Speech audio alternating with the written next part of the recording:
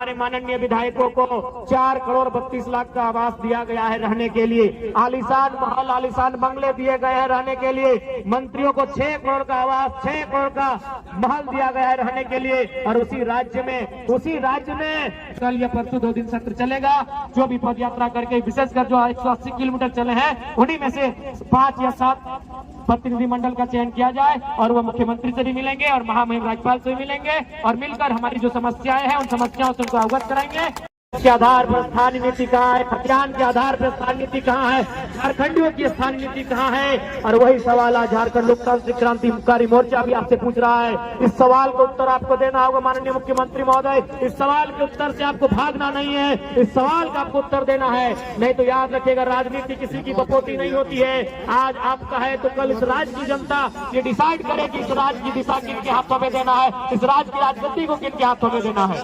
आज बड़ी दुर्भाग्य की बात है, आज जहां हम लोग धरना दिए हैं, ठीक इसके बगल में हमारे दिव्यांग भाई बहन लोग धरना दिए हैं। ये कितना चिंता का बात है। आज यहीं से हम देख रहे हैं, आज भले उस विधानसभा के सदस्य हम हैं, भले विधानसभा के बाहर आप देख सकते हैं, यहीं से जगमग विधायकों का आवास दिख रहा है। आज कहीं न कहीं हमारा देश और हमारा राज्य भी विरोधाभास का राज्य बनता जा रहा है। आज हमारा झारखंड विरोधाभास का राज्य बनता जा रहा है। एक और जहां हमारे माननीय विधायकों को 4 करोड़ 32 लाख का आवास दिया गया है रहने के लिए। आलीशान महल, आलीशान बंगले दिए गए हैं रहने के लिए। मंत्रियों को 6 करोड़ का आवास, 6 करोड़ का महल दिया गया है रहने के लिए। और उसी राज्य में जो अपंग है, जो अपाहिज है, जिन्हें हम दिव्यांग नाम दिया गया है, जिन्हें दिव्यांग कहा जाता है, जिनका हाथ नहीं है, जिनके पांव नहीं है, जिनकी आंख सलामत नहीं है, जिनके शरीर का कोई ना कोई अंग सलामत नहीं है, आज वे लोग पेंशन पाने के लिए आंदोलन कर रहे हैं। आज कई महीनों से उनका पेंशन बंद पड़ा है। तो सोच सकते हैं आज झारखंड की दिशा को किस ओर आप लेके जा रहे हैं। इसलिए आज इस कार्यक्रम के माध्यम से राज्य की सरकार को सीधा चेतावनी होगा, राज्य की सरकार को सीधा संदेश होगा कि आप अगर हमारी जो मांगे हैं, जिन मांगों को लेकर हमारे संगठन के पूरे टीम के साथी डुमरी से रांची चलकर आए, अगर उन मांगों की पूर्ति नहीं की जाती है तो यह पद यात्रा है। पद यात्रा के बाद हम लोग एक नई यात्रा, एक नए कार्यक्रम की रूपरेखा तैयार करेंगे और झारखंड सरकार को ईंट से ईंट बजाने का काम करेंगे। इस बात को भी सरकार याद रख ले, इस बात को भी सरकार को याद रखना होगा कि आज, और यह तो आपको अनुभव करना होगा। आप कहते हैं आप और पूरा राज्य जानता है कि आप आंदोलनकारी के सुपुत्र हैं, लेकिन कैसा आपका परवरिश हुआ है, आप कैसा आंदोलनकारियों का सम्मान करते हैं कि आज आंदोलनकारी के राज्य में आंदोलनकारियों की स्थिति कहाँ है। आज आपने 10,000 सहायक आचार्य की नियुक्ति दी, मैं पुनः उसके लिए आपको बधाई दूंगा। मैं पुनः आपके साथ उन 10,000 सहायक आचार्य को भी बधाई दूंगा। लेकिन सवाल ये होगा मुख्यमंत्री महोदय, आपने ये तो झारखंड की जनता को बता दिया कि आपने नौकरियां दी, लेकिन क्या आप बताएंगे कि ठेकेदारी किनको दे रहे हैं? जो 50 करोड़ का, 100 करोड़ का, 200 करोड़ का, 500 करोड़ का, 1000 करोड़ का टेंडर जो निकल रहा है, वो टेंडर आप किसको दे रहे हैं? ये भी राज्य की जनता को बताना होगा। आज एक उपायुक्त के बगल में, उपायुक्त के पीछे, डीसी के पीछे, डीसी के आगे, डीसी के दाएं, डीसी के बाएं जो व्यक्ति खड़ा होता है, जो काम करता है, वो आउटसोर्सिंग के माध्यम से आता है। ये भी आपको बताना होगा कि झारखंड की कितनी आउटसोर्सिंग एजेंसियां झारखंड की सक्षम है। उन आउटसोर्सिंग एजेंसियों के माध्यम से चयन होने वाले कितने नौजवान, कितनी बहनें, कितने भाई झारखंडी हैं, ये भी आपको बताना होगा।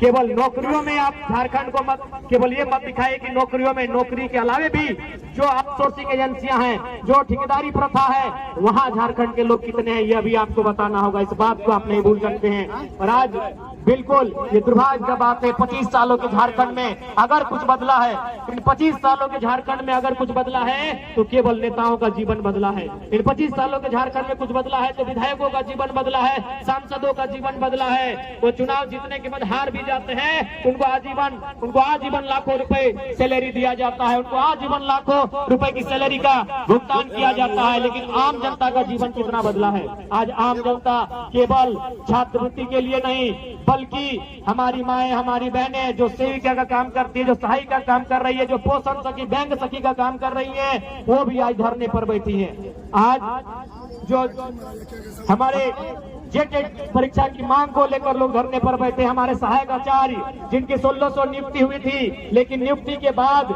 रिजल्ट आने के बाद, संशोधन करने के बाद उन्हें छांट दिया गया, उन्हें फिर से उनका रिजल्ट पेंडिंग कर दिया गया, ठंडे बस्ते में डाल दिया गया। आज वे लोग धरने पर बैठे हैं, जेईपीसी कार्यालय में नौजवान धरने पर बैठे हैं, पंचायत के सहायक धरने पर बैठे हैं, पूरे राज्य के नौजवान, पूरे राज्य की बहनें धरने पर जगह जगह बैठी हैं। तो समझ में आना चाहिए कि 25 सालों में आपने कैसा राज्य बनाया। इसलिए अब झारखंड का नौजवान, झारखंड की आने वाली पीढ़ी ये कतई बर्दाश्त नहीं करेगी कि हमारा राज्य इसी प्रकार से लूटता रहे। आज क्या स्थिति है सबको मालूम है। बिल्कुल आज कहने में ये किसी को गुरेज नहीं है कि राज्य का खजाना खाली है, तो इसके लिए दोषी मुख्यमंत्री महोदय आप है।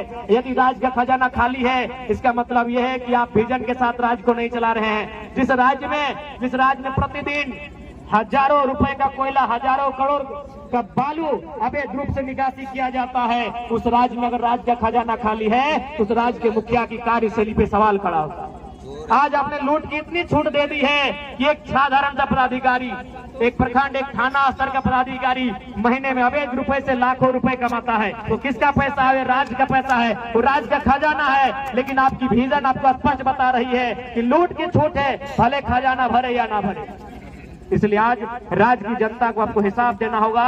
और यदि राज्य की जनता को आप हिसाब नहीं देते हैं, यदि सच समय राज्य की जनता के जो मुद्दे हैं, विशेषकर स्थानीय नीति 1932 का खतियान हो या 1964 का खतियान हो या भाषा संस्कृति परंपरा का आधार हो, यदि इस राज्य के लिए आप स्थानीय नीति नहीं बनाते हैं, इस राज्य की जनता जिन्होंने आपको पलकों पे सजाया है, ये आपको धूल में मिला सकते हैं। इस बात को याद रखिएगा, क्योंकि विधानसभा शाम की आवाज है और शाम की आवाज दूर तक जाती है। और आपके पदाधिकारी, आपके मंत्री, आपके विधायक भी जरूर इस बात को सुनते हैं कि आज दिन भर जो लोग धरना पर बैठे थे, चाहे वो दिव्यांग हो, चाहे वो आंगनबाड़ी की दीदी लोग हो, चाहे वो जेल कैंप के तमाम साथीगण हो, चाहे वो सहायक आचार्य हो, चाहे वो व्यवसायिक प्रशिक्षक हो, चाहे वो किसी भी विभाग के आंदोलनकारी हो, उन्होंने किन बातों को रखा, दिन भर क्या क्या हुआ, ये आपकी आवाज आपके कानों तक जरूर जाएगी। और यदि आप में जरा भी संवेदना है, यदि आप में जरा भी नैतिकता है, तो आज आपको तमाम जो आंदोलन हुए, कम से कम राजधानी में विधानसभा के दरमियान जितने भी आंदोलन होते हैं, उन आंदोलनों की आपकी समीक्षा करनी चाहिए। यदि आप सही में दूरदर्शी सोच के लीडर हैं, यदि आप सही में दूरगामी सोच के लीडर हैं, आपकी सोच अगर दूर तक आपको लेकर जाती है, यदि आप दूर का सोचते हैं, आप एक विजनरी लीडर हैं, तो आज दिन भर में जब से विधानसभा का सत्र चल रहा है, तब तक राजधानी में जितना आंदोलन हुआ, चाहे आंदोलन करने वाले किसी भी राजनीतिक दल के हैं, उनके मुद्दे क्या थे, और उन मुद्दों, उन मांगों की अगर आप समीक्षा करते हैं, तभी आप अपने आप को एक बेहतर लीडर कहिए। और यदि आप उन मुद्दों को, उन मांगों को यह कहकर अनसुना कर देते हैं कि आपके पास 56 सीटों की सरकार है, तो आप विजनरी लीडर नहीं है, आप अहंकारी लीडर हैं। आपको अभिमान है, आपको दर्प है, आपको घुमान है कि आप 56 सीटों के साथ सरकार में है।